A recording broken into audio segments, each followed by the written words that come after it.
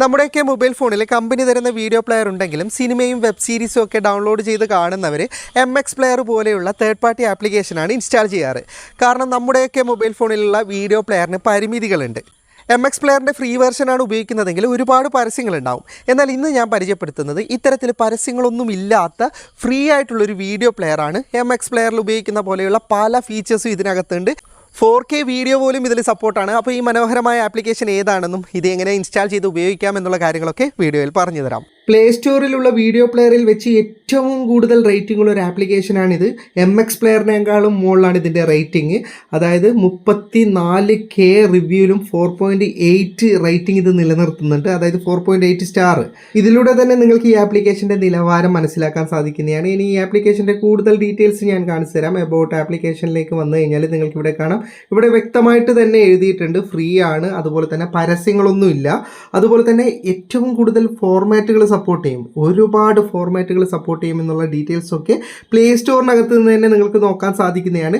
ഈ application download ചെയ്തെടുക്കേണ്ട link ഫേസ്ബുക്കിലുള്ളവർക്ക് comment ബോക്സിൽ link ഉണ്ട്, യൂട്യൂബിലുള്ളവർക്ക് ഡിസ്ക്രിപ്ഷനിൽ ലിങ്ക് ഉണ്ട്. ഇനി ഇതിലൂടെയൊന്നും ഡൗൺലോഡ് ചെയ്യാൻ അറിയില്ലെങ്കിൽ വീഡിയോ മുഴുവനായിട്ട് കാണുക. വീഡിയോയുടെ അവസാനം എങ്ങനെയാണ് ഡൗൺലോഡ് ചെയ്യുന്നതെന്ന് കാണിക്കുന്നുണ്ട്.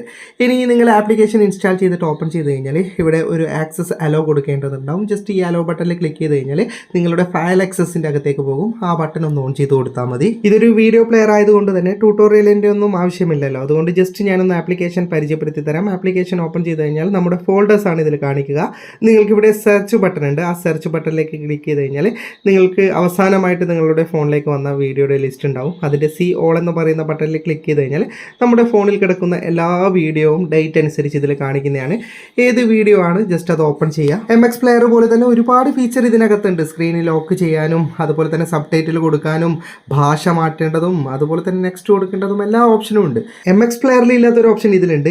നമുക്ക് പിറകോട്ടും സ്ക്രീന് ടച്ച് ചെയ്ത് കൊണ്ടുപോകാൻ പറ്റും. സാധാരണ MX പ്ലെയറിൽ മുന്നോട്ട് മാത്രമല്ലേ.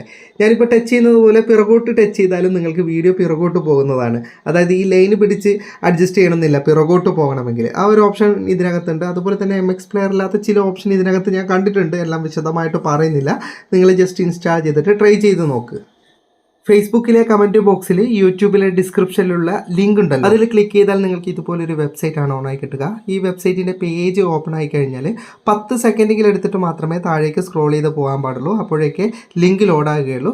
ഇനി താഴേക്ക് നിങ്ങൾ സ്ക്രോൾ ചെയ്ത് പോയാൽ ഇവിടെ click here to install the app എന്ന് പറയുന്ന ഓപ്ഷൻ കാണാം. അതിലേക്ക് ക്ലിക്ക് ചെയ്താൽ പ്ലേ സ്റ്റോറിൽ നിന്ന് നിങ്ങൾക്ക് ഈ ആപ്ലിക്കേഷൻ ഡൗൺലോഡ് ചെയ്തെടുക്കാവുന്നതാണ്. വീഡിയോ ഇഷ്ടപ്പെട്ടെങ്കിൽ ലൈക്ക് ചെയ്യുക, നിങ്ങളുടെ അഭിപ്രായം കമൻറ്റ് ചെയ്യുക. ഒരുപാട് സുഹൃത്തുക്കൾക്ക് ഉപകാരപ്പെടും, ദയവായി ഷെയർ ചെയ്യുക.